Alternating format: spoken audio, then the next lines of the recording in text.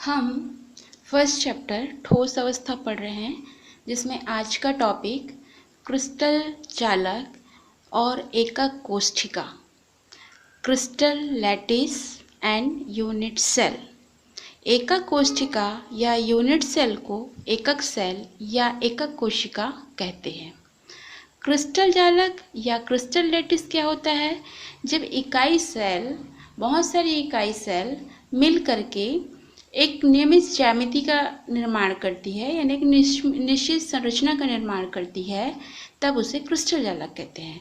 Crystal जालक के कुछ गुण होते हैं कि उसको क्रिस्टल जालक कब कहेंगे?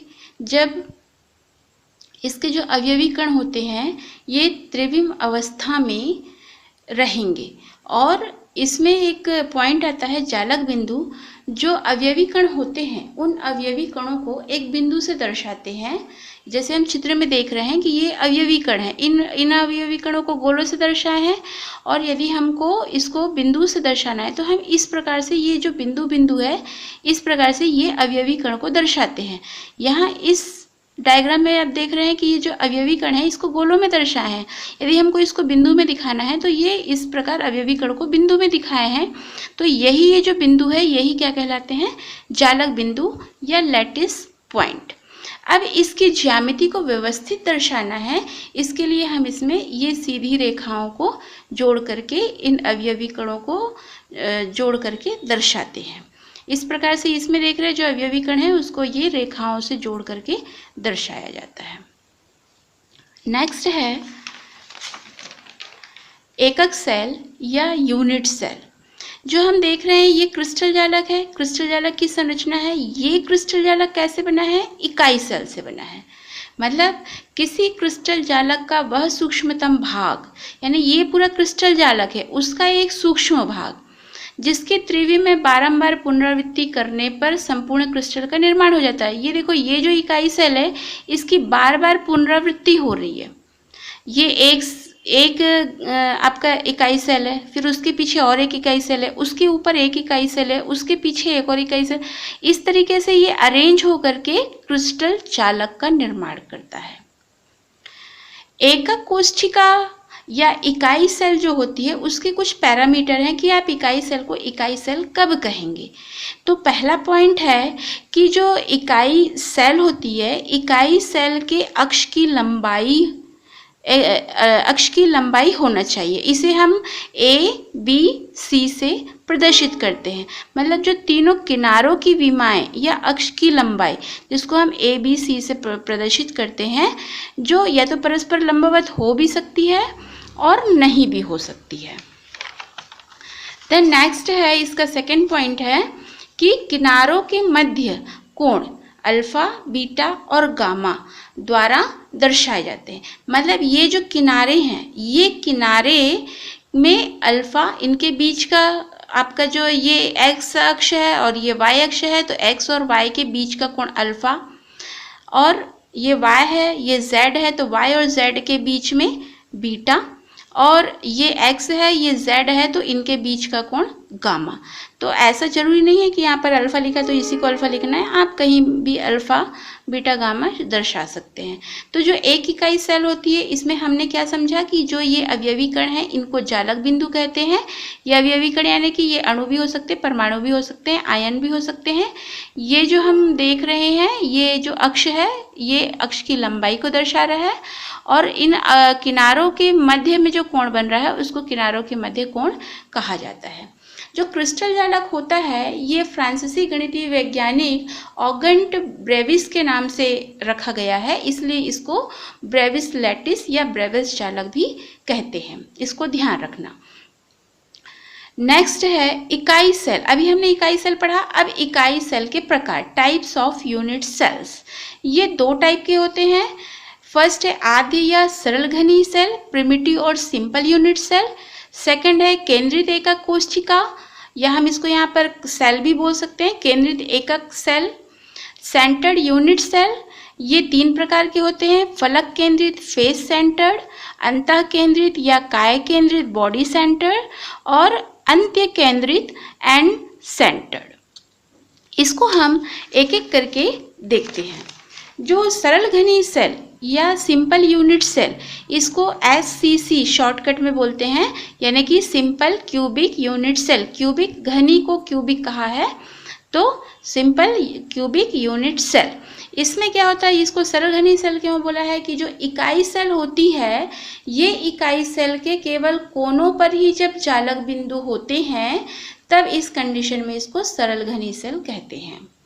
सेकंड है केंद्रित एकक सेल या सेंटर्ड यूनिट सेल। जब जो सरल घनी सेल, जैसा हमने देखा इसमें कोने कोने पर स्थित है, इस घनी सेल में कोने पर स्थित होने के कारण इसको सरल कहा। अब केंद्रित बोल रहे हैं, मतलब जो कोनों के अतिरिक्त अन्य स्थानों पर, मतलब कि फलक पर। अब फलक क्या होता है, जैसे आप ये देख रहे हैं कि ये 4 बिंदु को हमने जोड़ दिया, तो ये क्या बन गया, एक फलक बन गया। ये 4 बिंदु को जोड़े तो एक फलक बन गया। इस तरीके से जो फलक होते हैं, इस फलक के केंद्र पर या तो जालक बिंदु रहेंगे, या तो फिर पूरे जो आपका भाग है यूनिट सेल का, उसके सेंटर में यदि जालक बिंदु रहता है, तो उसके आधार पर इसको 3 भागों में बांटा गया है। तो फर्स्ट है फलक केंद्रित, फेस सेंटर्ड। इसमें क्या होता है, जैसे आप चित्र में देख रहे हैं कि इसके कोनों के अतिरिक्त फलकों पर, प्रत्येक फलक पर एक जालक बिंदु स्थित है। अब यहाँ पर 2 दिख रहा है, तो कंफ्यूज नहीं होना है। यहाँ पर जो ये एक फलक है जो सामने दिखाई दे रहा, उसका जालक बिंदु ये है, और जो इसके पीछे का फलक है, इसका जालक बिंदु ये है। इसका उदाहरण NaCl है। नेक्स्ट है अंतः केंद्रित या बॉडी सेंटर, या इसको शॉर्टकट में BCC या इसको फुल फॉर्म में body centred cubic unit cell कहते हैं।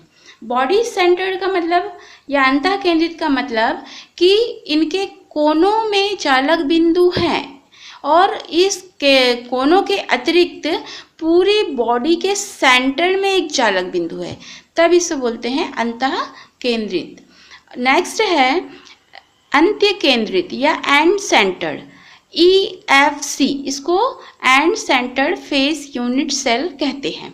इसका मतलब क्या है कि जो इकाई सेल है, इकाई सेल के चारों कोनों पर तो जालक बिंदु रहेंगे, साथ में जो विपरीत फलक होते हैं उसके केंद्र पर भी एक एक जालक बिंदु रहेंगे। चाहे हम ऐसा बना सकते हैं या फिर इसको छोड़ करके आमने सामने ऊपर नीचे भी बना सकते हैं, तो गलत नहीं करेंगे। इसको आमने सामने के जो रहेंगे उसी में ही, उसी के केंद्र पर चालक बिंदु बनाएंगे। तो याद रखने की चीज़ है, ये अंतराफलक कोण की स्थिरता का नियम है। ये नियम क्या है कि पदार्थ के क्रिस्टल छोटे या बड़े हो सकते हैं, लेकिन उनके फलकों के बीच के कोण सदैव समान होंगे, ये याद रखिएगा।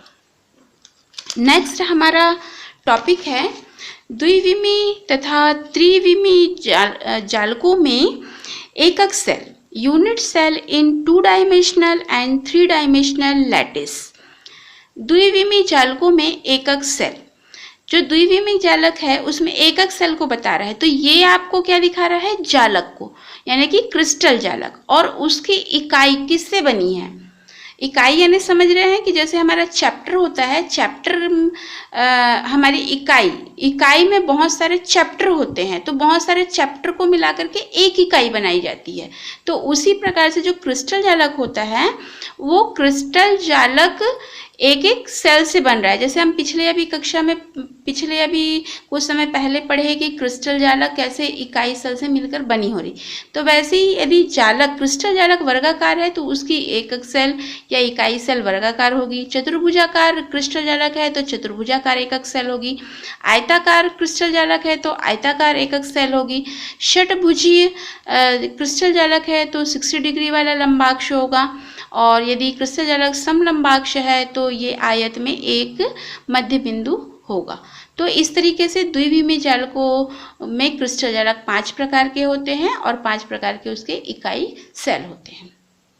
त्रिविमी एकक सेल नेक्स्ट टॉपिक है।